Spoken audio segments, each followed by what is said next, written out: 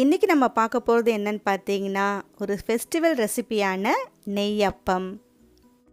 அரிசியை ஊற வச்சு அரைச்சி அதுக்கப்புறம் செய்யாமல் இன்ஸ்டண்ட்டாக உடனுக்குடன் அரிசி மாவை பயன்படுத்தி நல்ல டேஸ்ட்டாக வெளியில் நல்ல கிறிஸ்பியாக ஒரு சாஃப்டான நெய்யப்பம் எப்படி செய்யலாம் தான் இன்றைக்கி நம்ம பார்க்க போகிறோம். முதல்ல ஒரு பேனில் 3/4 கப் பொடிச்ச வெல்லம் எடுத்துக்காங்க. இப்போ இது கூட ஒரு 1/4 கப் தண்ணி சேர்த்துக்கலாம்.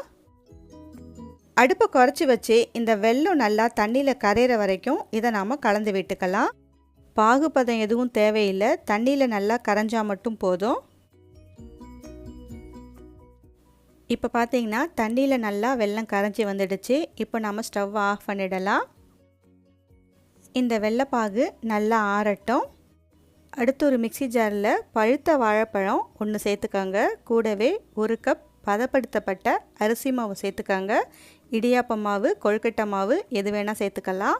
கூடவே 2 ஏலக்காய் சேர்த்துக்காங்க. உப்பு கொஞ்சமாக சேர்த்துக்காங்க. இப்போ இது கூட நாம் கரைச்சி வச்ச வெள்ளைப்பாகை வடிகட்டி சேர்த்துக்கலாம். கூடவே ஒரு 3/4 கப் தண்ணி சேர்த்துக்காங்க. இப்போ இது எல்லாத்தையுமே சேர்த்து நல்ல மைய அரைச்சி எடுத்துகிட்டு வந்துடலாம். இப்போ பார்த்தீங்கன்னா அரைச்சி எடுத்துகிட்டு வந்தாச்சு. இதை வேறொரு பாத்திரத்துக்கு மாற்றிடலாம். அடுத்து இது கூட ஒரு 2 டேபிள் ஸ்பூன் பொடியாய் நறுக்கிய தேங்காவை நெய்யில் வறுத்து அந்த நெய்யோடவே சேர்த்துக்கோங்க. தேங்காய்க்கு பதிலாக நெய்யில் வறுத்த முந்திரி பருப்பு கூட சேர்த்துக்கலாம். அடுத்து இது கூட ஒரு சின்ன பிஞ்ச் ஆப்ப சோடா சேர்த்துக்கங்க. சேர்த்து நல்லா கலந்து விட்டுக்கங்க, எல்லா பக்கமும் பரவுற மாதிரி. மாவோட கன்சிஸ்டன்சி பார்த்தீங்கன்னா தோசை மாவு பதத்துக்கு இருக்கணும். தேவைப்பட்டால் தண்ணி கூட குறைய சேர்த்துக்கங்க. அடுத்து குழி பணியார பேனில் கொஞ்சம் கொஞ்சமாக நெய் சேர்த்துக்கங்க. நெய்யும் எண்ணெயும் கலந்து கூட சேர்த்துக்கலாம். அடுத்து ரெடி பண்ணி வச்ச மாவை ஒவ்வொரு குழியிலையும் சேர்த்துக்கங்க.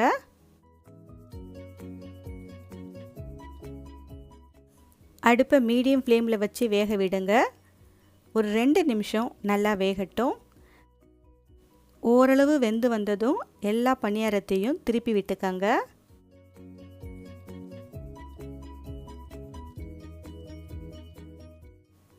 திருப்பி விட்டதுக்கப்புறம் இன்னும் ஒரு 2 நிமிஷம் நல்லா வேகட்டும்.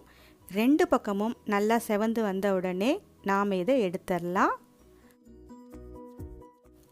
அவ்வளவுதான், குண்டு குண்டா நெய்யப்பம் சூப்பராக ரெடி பண்ணிட்டோம். இதே மாதிரி எல்லா அப்பத்தையும் சுட்டு எடுத்துக்கலாம்.